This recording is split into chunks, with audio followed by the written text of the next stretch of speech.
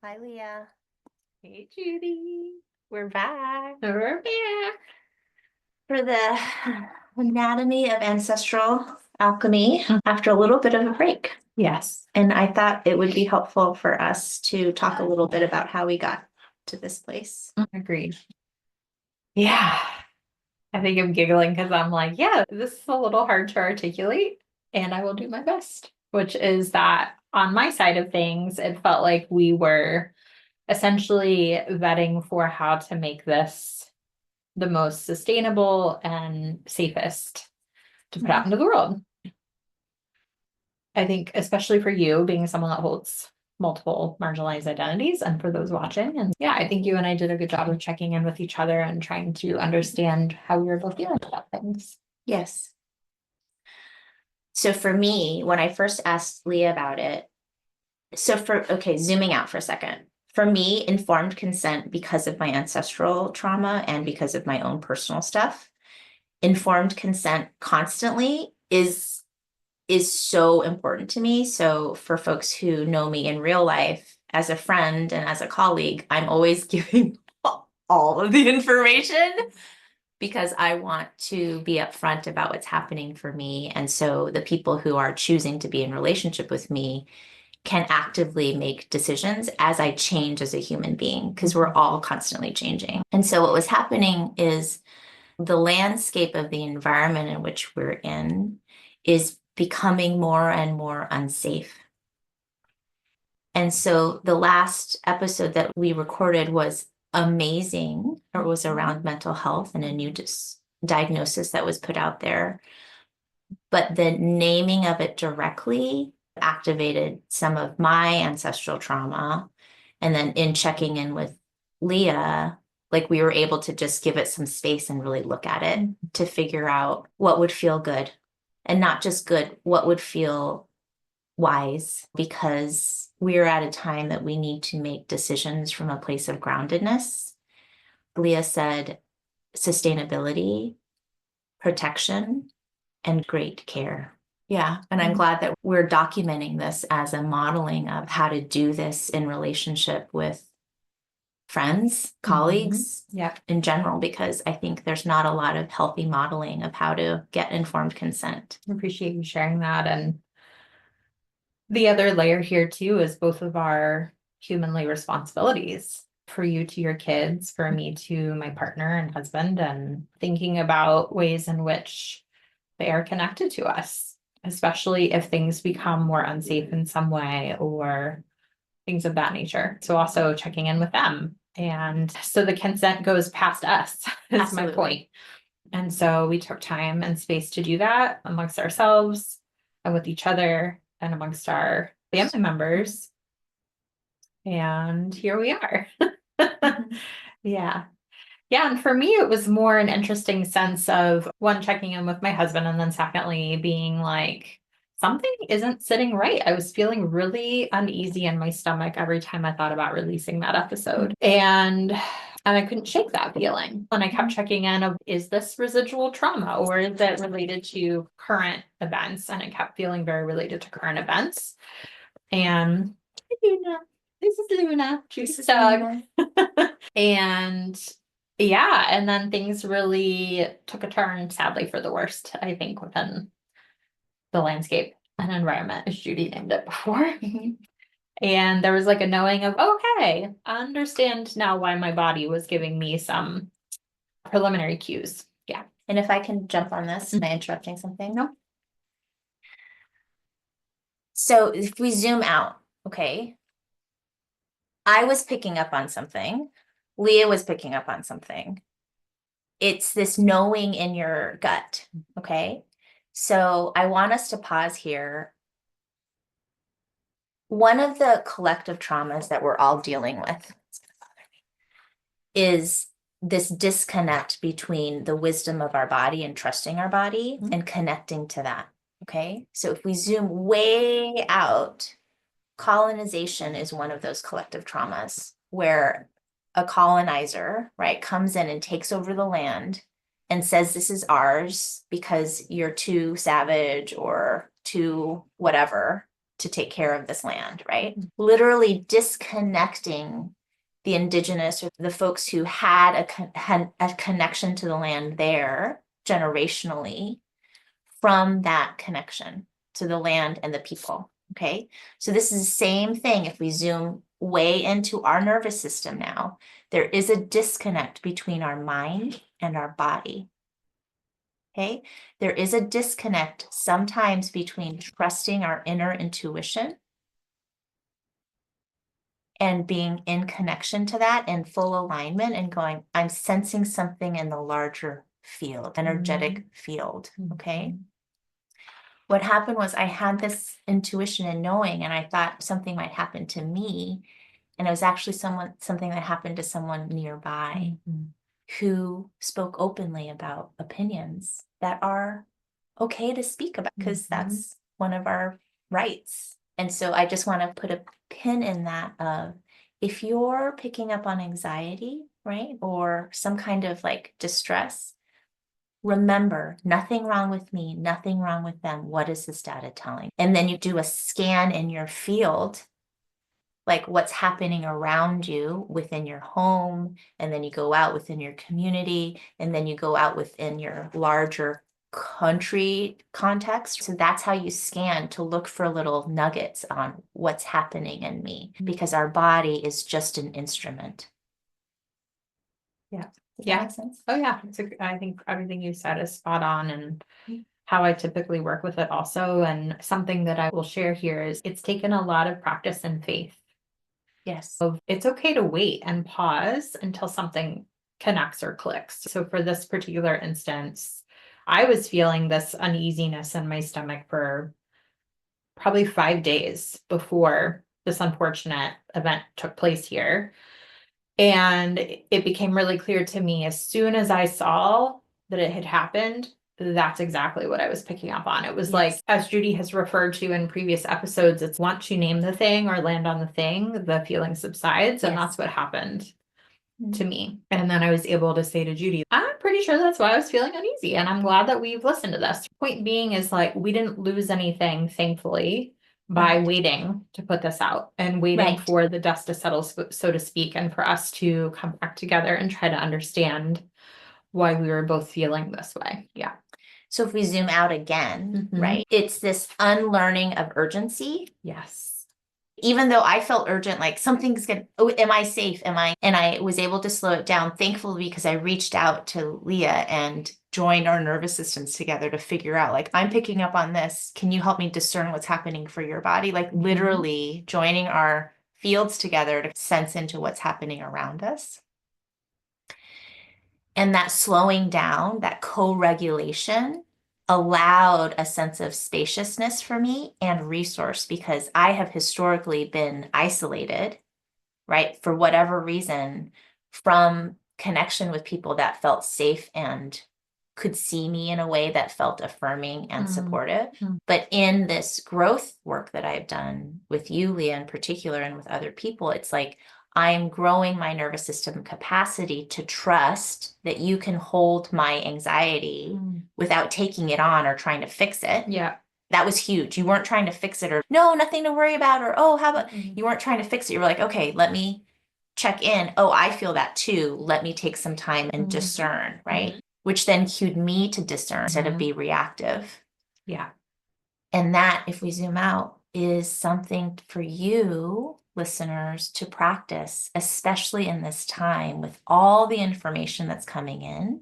Figure out who you can connect with to tap into their energetic resource. Again, not to fix, not to save, but to help resource each other to ground, and then point to yourself and your inner knowing to figure out what's happening. Yeah. That's perfectly fine. Urgency, if we zoom out, is I think it's something we've all been conditioned to react to. And so back to our responding versus reacting, how do we learn to respond more to urgency rather than react to it? Responding is noticing, pausing, and continuing to check in. And then specifically around consent when you're in partnership in a project like we are here. Yeah. And I think the other thing I want to name is so interesting. this dancing around that might feel like dancing around because we are dancing around certain words and things that we're talking about because of safety. So if we were to zoom out, trauma decontextualized looks like culture. Trauma decontextualized looks like personality. So one of the things that the feedback that I've gotten from our podcast, and check this out with your feedback, Leah, is that we're being very direct about certain things, shining a light on it. And some people are like, I've never heard of it talk like that, or I appreciate how you demystify certain things. When there is a time where certain people of certain privilege and power are fearing their continued access to that, they will start to put a lot of pressure on hiding things. Okay. So folks have had to learn to talk in code, whether through hidden maps within hairstyles or certain phrases or certain timeliness or untimeliness. There are certain codes of conduct that communicate in a way that keeps people safe. So I'm naming this together. So I have, my throat is tightening right now. Mine is too, actually. Okay, so let's just pause on that. Is that okay? This is my chest.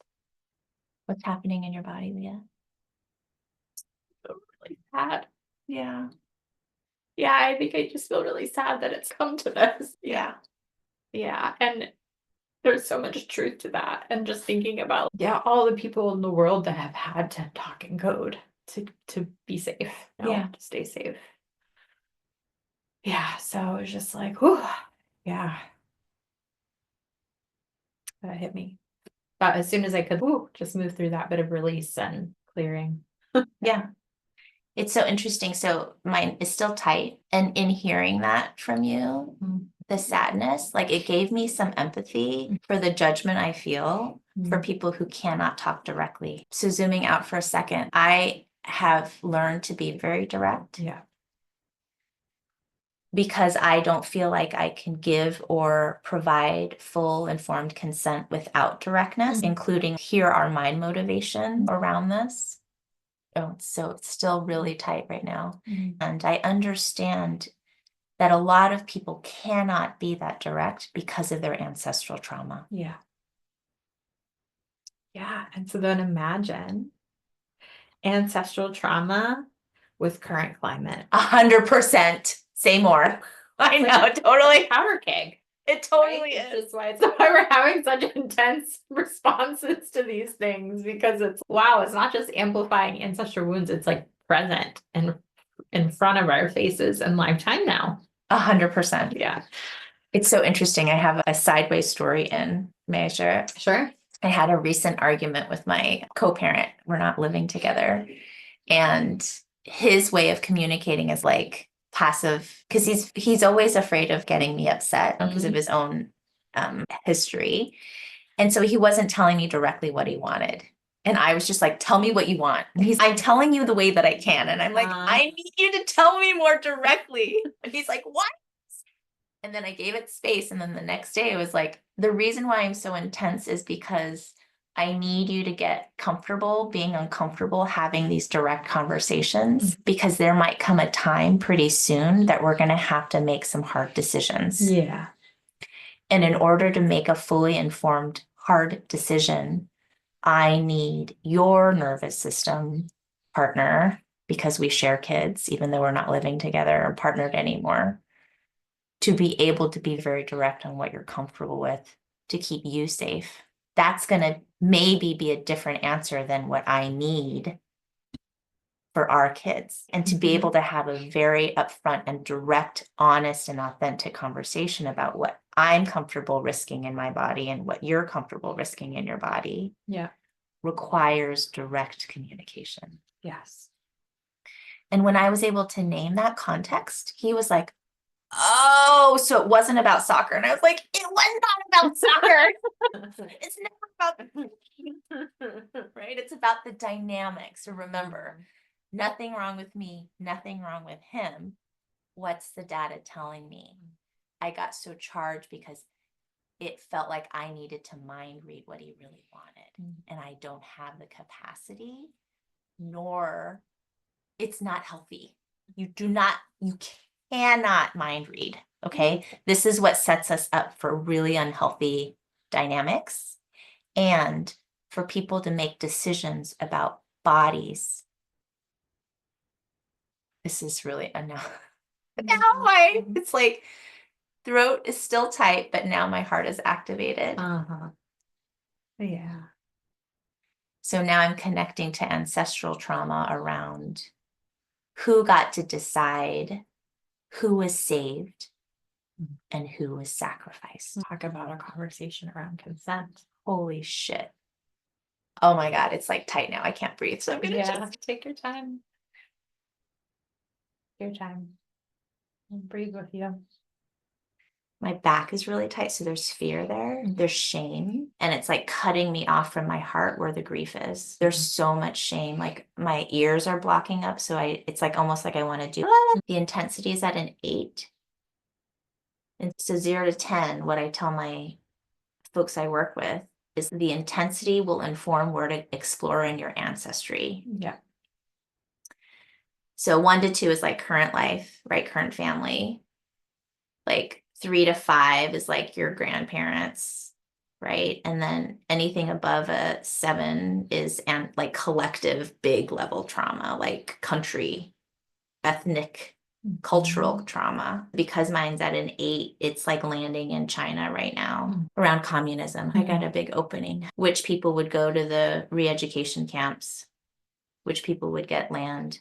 Now I have, my gut is gurgling because I landed on it. So now it's gonna drain it out of my body. Digesting. So when I say draining, so I'm doing this like dual level. So when I land on collective trauma, the image I use is I'm a tree and the roots are deep. And so when I land on something that I'm digesting now, what I do is it's like almost this visual of this sludge, because that's what we're all carrying in our DNA, is collective trauma that didn't get digested. And so now I'm visualizing the sludge draining out of my body through my feet down into the earth. So the land can digest it because it's not mine to digest. Yeah. I can't do it in my body because it's collective. And then I'm filling up my body with the light from the sun above me to cleanse it and to refill it with light represents love and belonging. Oh, but it's so thick because it's tied with class. So landowners versus educated. It's tied to patriarchy. It's tied to children as property. So many to see all that. That's why it's so hard to drain. Is anything activated in you, Leah, as I'm talking this through? Yeah. Not of my, there is a story of my own that's connecting that I'll come back to, but in the sense of you processing this, what was coming through for me was just to take deep breaths alongside you. And for me, there are a lot of different ways you can work with the elements to support clearing. So for me, I use my breath a lot to support the elimination process and the digestion process. And I will share that the very first breathwork session I ever experienced, there was a voice that came in at the end and said to me, breath is the first dose of medicine you will ever take. And and so it was a good reminder for me of how much our breath and using our breath in our lungs and to move grief is so vital and important to us. Yeah, I was really feeling the need to do a lot of deep breathing alongside you. So now I have this intense tension in my jaw and I'm going to twist something because what I feel right now is rage and it's a level 9. So one of the ways I release that, because so I let the nervous system settle as much as it could and I waited for the plateau and I'm at the plateau and it's like this incredible tension in the upper back and painful jaw, like TMJ kind of thing.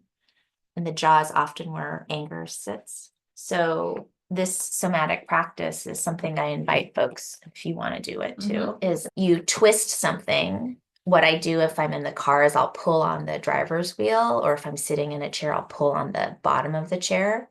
And what I'm literally visualizing is I am activating the muscles in my body to release the cortisol and adrenaline, connecting to where the trauma sits in my body. And if there's a phrase or a belief that I want to release to. So I'm doing all these things simultaneously. So while I twist, the important thing to do, and this is, I'm inviting you, the listener or viewer, to do this when you feel activated, is you want to bare your teeth. That's one of the primal ways of setting a boundary to let someone know to back off. So that's what I'm going to do. And then I'll walk us through this after, okay? So I'm going to activate my upper back muscles. My core is tightened, and I'm going to twist. Oh, is the phrase. Oh, and then you just let it go. You just do it one time because you want to let it go slowly. My jaw's loosened. There's more of a connection now from my throat to my chest. How are you doing, Leah? Good. Better. Yeah, I feel like there's actually quite an immediate openness that I felt from that. It's like progressive muscle relaxation, right? You tense everything up and then there's that big release. Yeah. And it's amazing how much this shows up in medicine work, actually, Yeah. and the primal nervous system states. So I think of it as like growling. Yes. It shows up a lot for Yeah. people when they're releasing rage. Yeah. Yeah. So the other thing is now I can open my eyes, whereas before my eyes were closed because it was too much to take in. So I can see a wider view. The tension is still in my back, but it's in the middle part of the back. And the phrase that I want to say now is, I'm sick of cleaning up your shit. It's really good. I'm gonna do that. Yeah, even your facial expression is like on point with that. Because this connects to patriarchy, capitalism, white body supremacy, colonialism. Like, all of those. I'm so fucking tired of cleaning up your shit. I'm giggling because Luna so had a reaction to that. What It was was it? really interesting to watch her. Tell me. She was just like, which is your point of instinctual, like boundary setting. She could totally feel it over there. Yeah. She was like, when her eyes got big, she knew. I know. I feel much more grounded now. Good. Thank you. I'm back in my body. There's still tension in my back. So just zooming out for a second, and then I want to pass it over to Leah.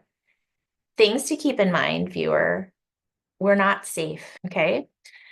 So the goal of feeling safe in the body all of the time is unrealistic because you do need to be on hyper alert and vigilance when you're out in spaces that you're aware of. So stop being on your phone and constantly pan for your surrounding, right?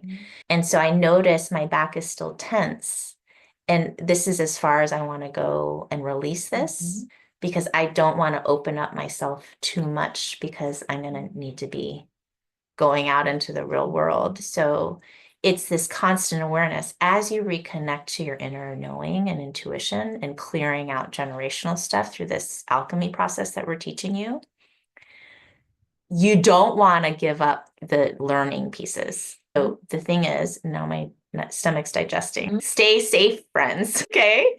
We're breaking cycles, but we need to be strategic right now. Yeah. Okay.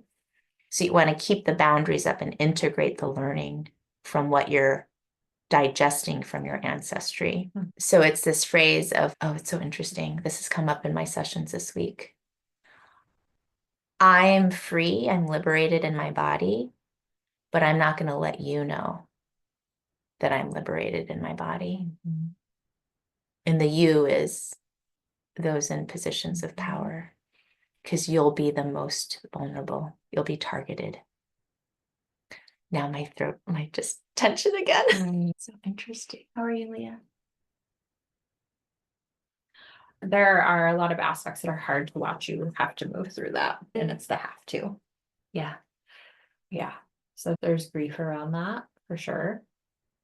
Yeah, and I'm noticing I just need to keep taking a lot of deep breaths as you're talking through that. And then Luna's response again was so fascinating. It'll be really interesting for you to watch that back too. And then the piece that came up for me that feels connected to ancestry and somatic experiencing is that I was with a client on Friday. And for those of you in the New England area, Red Sox had an opening game on Friday. What happens during their opening game? A huge fighter jet flyover. And it feels like every year that startles me. And this year it was so startling that my vision actually became distorted. Wow. Yeah, it was a very important reminder again of this is ancestral for me. I had many family members in the military. Even my grandmother on my dad's side was an ambulance driver in World War II. Wow. So imagine all of the noises that their systems took in Yeah. from war. That get activated in you because of epigenetics. Yeah. Interesting. And then you combine that with my own trauma history of being in experiencing two national tragedies where there were helicopters everywhere. And then you combine both of those with the political climate. Can you name the tragedies? Is that okay? Yeah. So I think in one of our videos, I had said that I experienced the mass shooting in Las Vegas. The other was experiencing the bombing in Boston during the marathon. And so there were a lot of noise Yeah. in both of those experiences. And a lot of it was overhead for extended amounts of time. Right. The bomb and the explosion was its own separate experience, sensation wise. But things flying overhead were always a very big trigger for me in the beginning of my own personal trauma path. And EMDR was very helpful. Right. And this is a reminder to Judy's point of there's going to be a certain level in our nervous systems where we don't want to diminish. Right. And my own barometer for myself is like, I look at a scale from 0 to 10, and anything under 5 is manageable. Anything over 5, I need to support myself in working through. And that's often the guidance I give clients too. Daily life happens at 2 or 3. Anything over 5 is something is really jarring us. And that removes me from the ability to be present. So yeah, so that moment with my client, I was like, oh my gosh, this was like, and like my eyes got really big and his eyes got really big. And then he was like, oh, and I was like, and then I remembered, I was like, oh, opening Red Sox Day. And he was like, yeah, he was like, work was kind enough to put out a notice about it. So interesting to think about how even now organizations are wanting to warn their employees of things that could be triggering because of our environment right now. And so what I was able to do in that moment was to like look around my office, reground myself into him. This is a client in front of me. There's not an imminent risk. I was able to name the thing that was actually happening, take some deep breaths, and then what did my nervous system do? I had a big old laugh. He started laughing and I was like, why is this still happening? You would think 100%. of all the years to not have a fighter jet fly over. Could it just be could it be right now that we stop these ways of doing things? And I get that it's a tradition and whatnot, but it was definitely a moment of, yeah. And just like the naming and the realization of this is not an imminent threat, reconnecting in each other, again, sharing that nervous system of, nope, it's okay, this is what's happening, naming it, readjusting, and then being like, oh, okay. I have a laugh that, wow, that was an intense reaction I just had, you know? And obviously being that I was the one holding space in that moment. I didn't share all of this with him. At some point, it might be helpful, but it was more just like a realization of, wow, that actually took out my vision for a couple seconds. Yeah. Yeah. It's like, ooh. And that had not happened years past. So the layer of this is a very intense time. We are not safe was what kicked the vision into, I think, being very different there for a couple seconds, you know? Yeah. Yeah. And just to close up this loop for me, now I have this wave of exhaustion because I just processed so much of the ancestral stuff, like side by side you. And I want to name this to set the expectation for you all, if you choose to try this, is if you start with the knowing, nothing wrong with me, nothing wrong with you, what is this data, and you connect to ancestral trauma, right? What's going to happen is you clear it out by the visualizing it, draining it, and filling your body with light. And then your body's going to need some rest. It's I just did 5 loads of laundry. And before I'm going to actually be able to fold it, I'm going to need to rest and let it dry. Okay. So, what I'm trying to do is set your expectations up that this is really hard work. And when you rest, give yourself time to fold the laundry. You're integrating it into your system now, this knowing and what you're learning from what happened back ancestrally, right? The capacity will increase to be present, to be connected to your intuition, and also to be able to respond to the current environment. So I just want to tell you the stages, right? Like you're going to feel really tired, but that's not how you're going to always feel. Right. Your body needs time to release it, to integrate a new pattern, a new belief system, right? And then for you to practice it and it'll grow your capacity. And what I will add to that is 2 things have been really important that I think we dismiss a lot. Just in general, we all can dismiss these things. Sometimes laying down with eyes closed for 5 minutes is an incredible reset. Yes. Because it blocks out all the visual stimulation. You don't have to limit it to 5 minutes, but I say that because oftentimes we're busy with other responsibilities and there's limited time. A lot of people will bypass the 5 minutes because they do not believe it's long enough. And I hear that all the time. And then somebody does it in my office with me for 3 minutes and they're like, oh my God, I can't believe how helpful that was. Yes. Yeah, we really actually do not need that long to reset. We just need to shut out the world. That's the key. So no phone, no reading, just close your eyes and lay down for 5 minutes. Sometimes if you can get outside, especially when the weather is getting nicer, and lay on the ground, even better. So you can continue to do some earthing. And then water, a lot of extra water. This is actually energy work. Yes. And water is life force energy. Breath is life force energy, right? I often need a lot of extra water. Yeah. Yeah.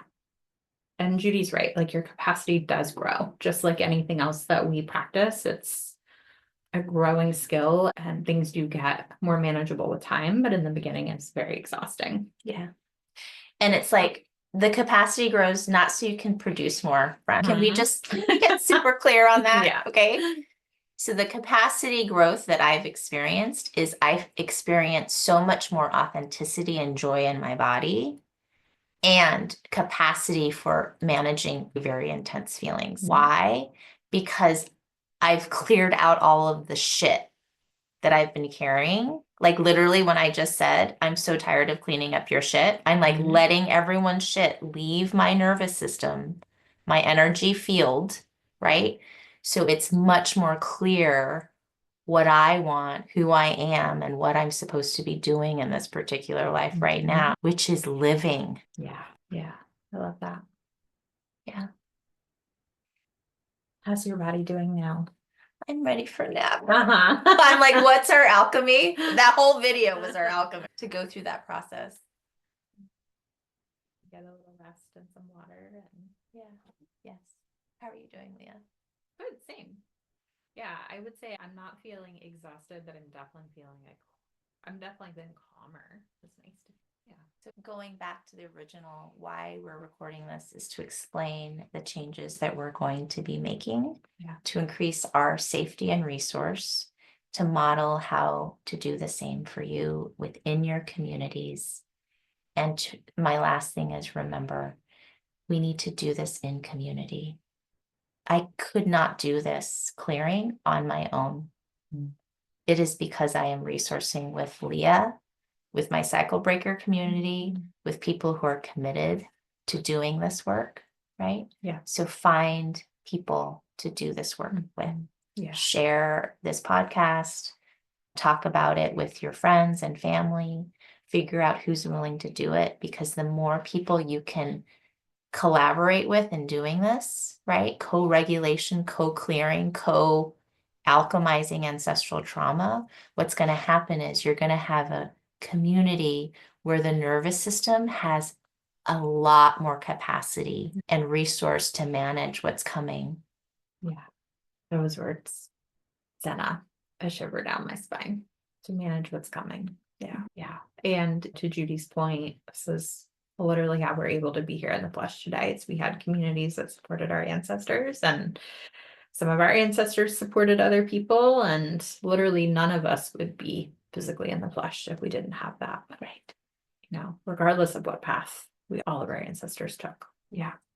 Yeah. So the phrase is, I'm still here. You're still here. We are still here. Yeah. And we're staying. Yeah. Time. See you next time.